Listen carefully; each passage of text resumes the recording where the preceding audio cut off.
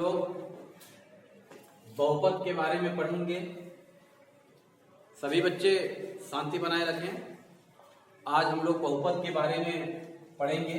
बहुपद क्या चीज है,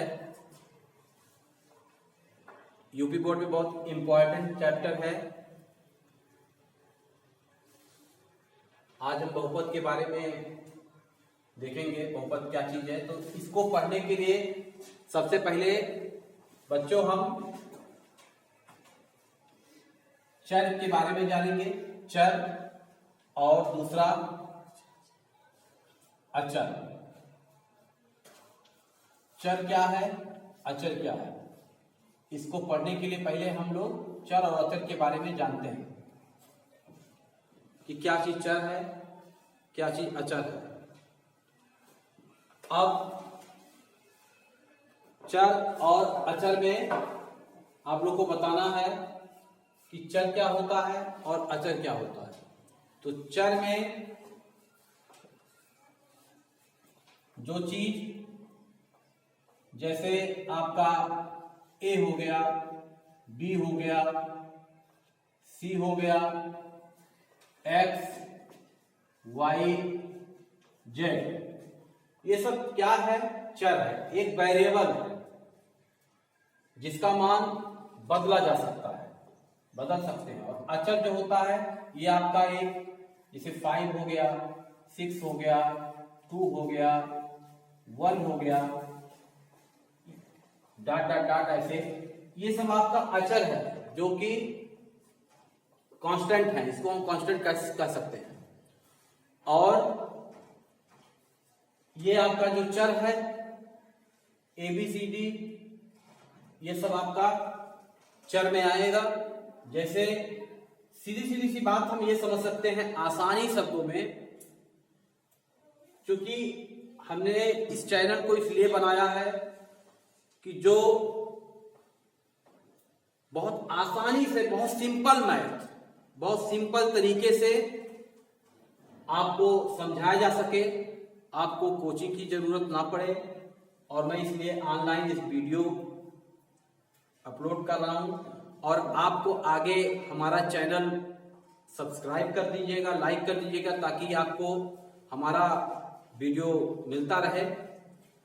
और ये पूरी सीरीज चलेगी, पूरे चैप्टर, पूरे यूपी बोर्ड का जितना है सारे चैप्टर्स को लोड किया जाएगा बहुत सिंपल लैंग्वेज में।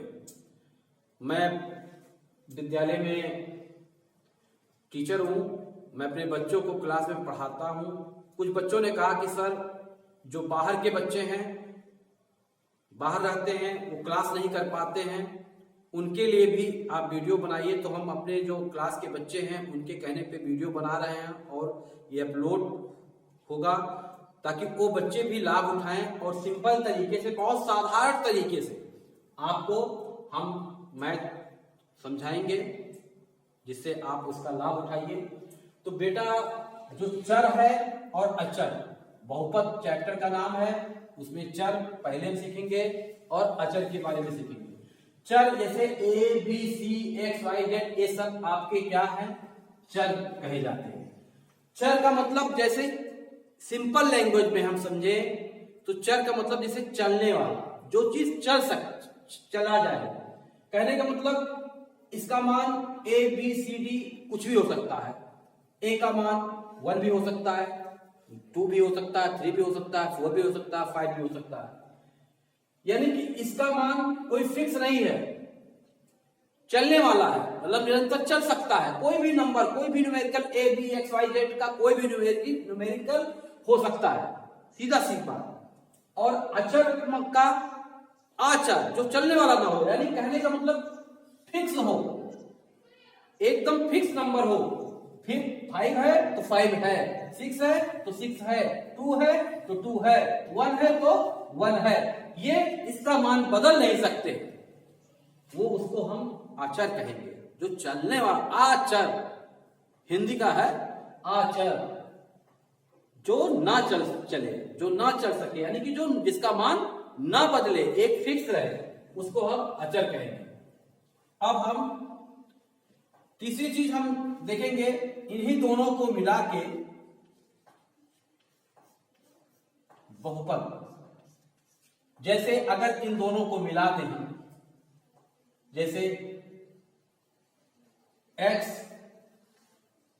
प्लस 5, इन दोनों को जोड़ दें, चर और अचर को हम जोड़ दें। कहने का मतलब चर प्लस अचर को हम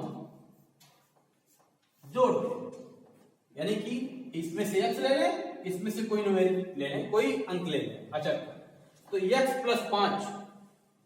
इसी तरीके से अगर हम मिला दें y प्लस 2 या एक्स स्क्वायर प्लस 6, तो इस तरीके से जो हमारे समीकरण, जो हमारे इक्वेशन बन रहे हैं, ये क्या है? बहुपद है। दोनों को मिला दिए तो क्या हो गए? दोनों पद को मिला दिए तो सिर्फ पद नहीं रह गया, बहुपद हो गया। इन दोनों को मिलाने के बाद क्या हो गया? बहुपद। अब ये प्रश्न आता है कि क्या जो हम दोनों चर और अचर को मिला दिए बहुपद है, तो क्या हमेशा हमको बहुपद ही मिलेगा? नहीं, जरूरी नहीं है कि चर और अचर को हम मिला दें तो हमेशा हमको बहुपद ही मिले। इसके बारे में हम आगे देखेंगे कौन सा बहुपद है, पहचानेंगे कौन सा बहुपद नहीं, जिसके लिए अब हम आपको जैसे एक कोई समीकरण ले लें, x square plus 5x plus 6, इसमें बहुपद है। क्यों बहुपद है?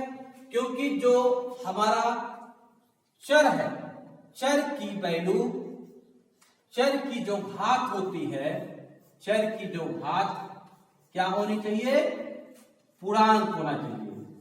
चर की घात जो होना चाहिए पूर्णांक होना चाहिए। पूर्णांक का मतलब पूर्ण धन अंक, पूर्णांक बना है पूर्ण धन अंक, मतलब पूर्ण का मतलब पूरी और अंक का मतलब अंक, पूरी गिनती। मैं बहुत सिंपल लैंग्वेज में बता रहा हूं आप लोगों को, पूरी गिनती यानी कि पूरा पूरा अंक होना चाहिए।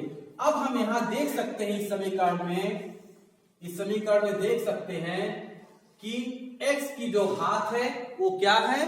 पूरी गिनती है, पूरा अंक है, दशमलव में नहीं है। अगर यहां पे हम 2.1 कर दें तो क्या ये पूर्णांक है? नहीं, ये पूर्णांक नहीं है। यानी कि हम पूरी गिनती देखेंगे। देखिए इस समीकरण में 2 क्या है? पूरी गिनती है, पूर्णांक है। इस x के ऊपर चर हम देखेंगे तो ये क्या है? 1 है। अगर किसी के ऊपर कोई घात नहीं दिया रहता है तो उसको हम सिंपल मानते हैं 1, तो 1 घात है, तो यानी कि ये पूरी क्या है? आपका पूर्णांक है, तो ये हमारा बहुपद है। अगर हम किसी को एक्स स्क्वायर, दूसरा समीकरण ले लेते हैं, प्लस 5, तो क्या ये बहुपद है? हाँ, बहुपद है। क्यों? क्योंकि x के ऊपर 2 पूर्णांक है, और ये जो आपका अचर राशि है, जो कांस्टेंट है, ये आपका को कुछ भी हो, आपका ऐसे भी हो सकता है एक्स स्क्वायर प्लस √5, तो भी ये आपका बहुपद है। क्योंकि हमको अचर से मतलब नहीं है, अचर कुछ भी हो सकता है, लेकिन जो चर है उसकी घात पूर्णांक होनी चाहिए, उसकी घात पूर्णांक होनी चाहिए, जिसे हम बहुपद कहेंगे। अब जैसे कोई समीकरण है आपका, जैसे x square plus 5 √x plus 2, क्या ये बहुपद है? ये देखेंगे कि क्या ये बहुपद है। तो हम सबसे पहले जो इसका फर्स्ट टर्म है, पहला पद है, इसके बारे में सोचेंगे कि क्या है। x की घात 2 है, x की पावर 2 है, तो ये बहुपद है। हाँ भाई, ये पूर्णांक है, पूरी गिनती है, पूर्णांक है, तो ये बहुपद है। तो यहां लिख दिया हमने, हाँ ये बहुपद है। पहला पद। अभी हम क्या कर रहे हैं, सबको अलग अलग देख रहे हैं। इसमें कितने पद हैं, 3 पद, 1 पद, 2 पद, 3 पद। 3 पद का बंटवारा कैसे होता है, बीच में प्लस लगा है। प्लस या माइनस पूरे समीकरण को निर्धारित करता है कि कौन सा पद कहां है, कौन सा पद कहां है। तो इस पद में ये प्लस जो लगाया गया है, इस प्लस से मालूम पड़ता है कि ये पहला पद है, ये दूसरा पद है और ये तीसरा पद है, इस प्लस से। तो हम पहले पद को देखेंगे तो इसमें बहुपद देखेंगे है कि नहीं है। तो पहले पद में हम देख रहे हैं कि जो 2 है ये पूर्णांक है, यानी कि ये बहुपद है। दूसरा पद हम देख ले क्या चीज है। दूसरा पद अगर हम देखेंगे तो ये देखिए, अगर हम ये करड़ी हटाएंगे, ये करड़ी जो है हम हटाएंगे तो इसके घात जो होगा, जो घात होगा ये x के पावर 1/2 हो जाएगा। अब यहां पे करड़ी हटाने, करड़ी को घात में बदलने के लिए या घातांक में कैसे कन्वर्ट करते हैं, इन सब चीजों के लिए हमारा आप सब्सक्राइब कीजिएगा, लाइक कीजिएगा। एक वीडियो हम अलग से बना के क्लास अपलोड कर देंगे, आप लोग देख लीजिएगा। आज यहां पे हम टॉपिक पे रहते हैं। अब घात में कैसे बदलते हैं, ये सारी चीजें आप मेरा चैनल देखते रहिए, सब्सक्राइब करिए।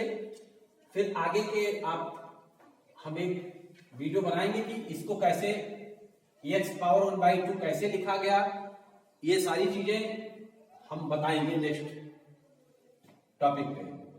अब यहां अगर हम इस चीज को, सिंपल चीज यहां यही जान लें कि अगर √x को हम घात के रूप में बदलें, क्योंकि यहां घात के रूप में नहीं है, पावर के रूप में नहीं है, तो यहां x के ऊपर 1/2 लिखेंगे। अब 1/2 क्या है, आधा है, पूर्णांक तो है नहीं, तो इसलिए ये क्या है, बहुपद नहीं है। क्योंकि हमारा कंडीशन क्या है, चर की घात क्या होनी चाहिए, पूर्णांक होनी चाहिए। और तीसरा क्या है, बहुपद है, क्योंकि पूरी गिनती है, मान लेते हैं कि हिसाब से, ठीक है। हालांकि इसको हमको देखने की जरूरत नहीं है, क्योंकि ये तो कुछ भी हो, कोई दिक्कत नहीं है, क्योंकि ये तो वेरिएबल है, जो है कांस्टेंट है आपका, और हमको ये देखना है और ये देखना है। तो ये हमारा नहीं है, क्यों, क्योंकि इसका जो पावर है वो पूर्णांक नहीं है। तो अब हम देखेंगे पूरा समीकरण बहुपद है या नहीं। तो चूंकि पूरे समीकरण में जैसे कहा गया है ना कि सिंपल सा चीज कि तालाब है, तालाब में अगर एक मछली गंदी निकल जाए, बदबू करने लगे, तो पूरा तालाब क्या होता है, बदबू करने लगता है। तो उसी तरीके से एक प्रकार के समझिए एक तालाब है, और इस तालाब में एक व्यक्ति तो सही है, हाँ भाई आपसे मिलता जुलता है, ये बहुपद है, लेकिन दूसरा ने क्या कर दिया, दूसरा ने गड़बड़ कर दिया, यहां बहुपद नहीं है, इसकी पावर जो है पूर्णांक नहीं है। तो क्या हो जाएगा, तो ये पूरे तालाब को गंदा कर देगा। यानी कि अगर ये बहुपद दूसरा पद नहीं है तो ये पूरा समीकरण बहुपद नहीं है, ये पूरा समीकरण बहुपद नहीं है, बहुपद नहीं है,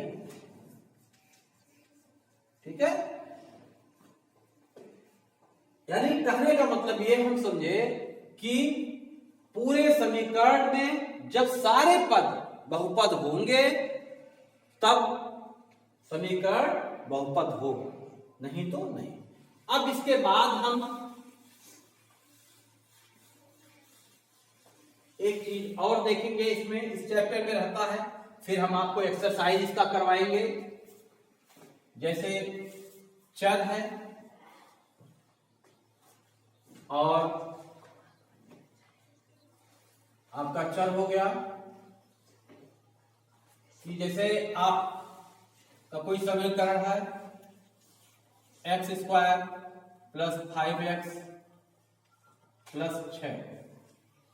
तो अब आप से ये पूछा जाएगा कि इसमें कितने चर हैं, इसमें कितने चर हैं।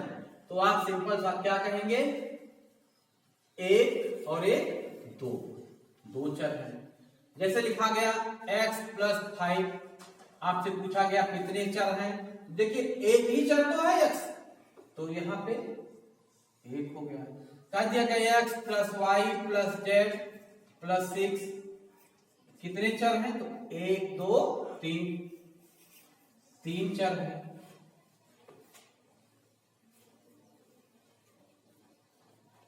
समझ में आया आप लोग को। इसी तरीके से आपको समीकरण